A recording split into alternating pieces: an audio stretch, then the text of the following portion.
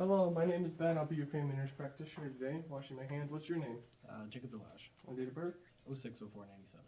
And today we are completed your general appearance assessment. I've done your vital signs, and we're going to go ahead and move forward with your cardiac assessment. So I'm going to start with inspection of your JVP. I'm going to bring down your gown and use my TAN's gentle lighting to illuminate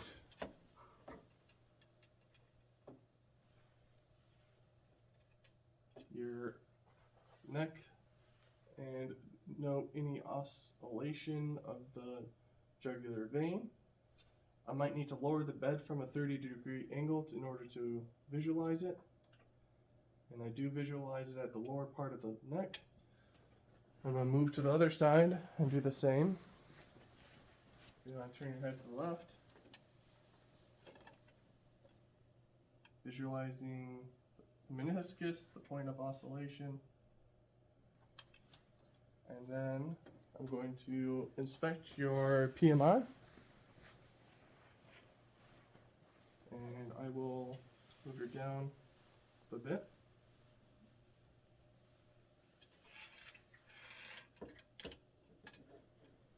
And inspecting for your PMI, point of maximum impulse, noting its rate, rhythm, whether or not it's bounding.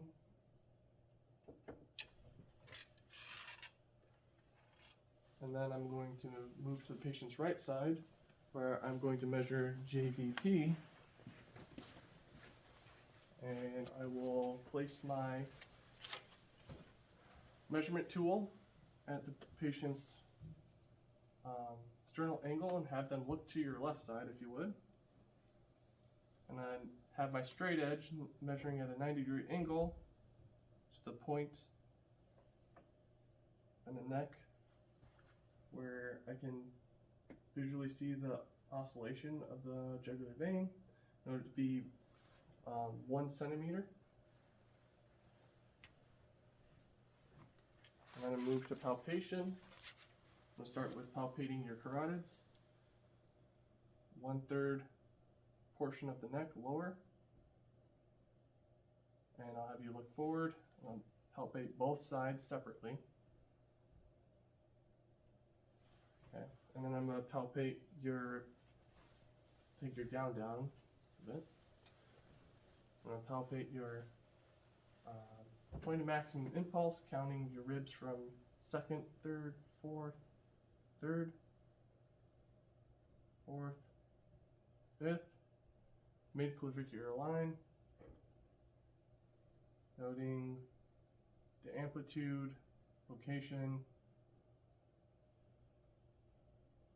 and if I can't palpate it, I would ask to have you turn left decupitous position, where bring your heart to the cardiac chest wall or to the chest wall, and I can palpate it better. And I'll leave your gown down, and I'm going to then do palpating your systolic impulse. I'm going to count ribs down to the 3rd, 4th, and 5th. Ask you to exhale and hold your breath, noting the amplitude of the systolic impulse. Okay, you can breathe normally now. And now moving to your pulmonic impulse, so down to the 2nd rib on your left sternal border. I ask you to breathe out and hold your breath, noting its rate and rhythm. And then you breathe normally. Do the same on your right sternal border, 2nd rib down, 2nd intercostal space, palpating the aortic impulse. And I'm noting the rhythm and the rate. You breathe normally now. Now I'm going to move to percussion, and I'm going to percuss the PMI, counting down to the 4th, 5th rib, mid-clavicular line. I'm going to start lateral, noting any resonance until I hear a dullness around the cardiac border. move to auscultation. I'm going to start with my diaphragm, auscultating the carotids for bruits bilaterally. As you breathe out, hold your breath. Alright, look towards me. Breathe out, hold your breath. Good. Breathe normally. I'm going to move to auscultation of your valves now, heart valves, starting at the second rib on the right sternal border. Listening to aortic, pulmonic, noting S1, S2, herbs, tricuspid, mitral. I'm going to flip my stethoscope over to its bell, auscultating at the apex of the heart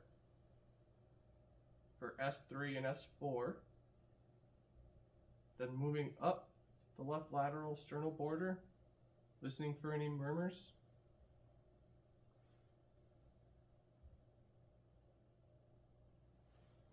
I'm going to ask the patient to roll to their left. Do you keep in this position? Listen at the apex of the heart for any S3, S4, or any murmurs. Okay, that's good. And then I'll ask the patient, flipping my stethoscope over to its diaphragm to sit up and lean forward. I'm going to start at the apex of the heart. Intercostal 3 and 4. Breathe out and hold your breath.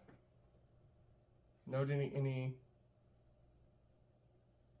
splitting of S1 or 2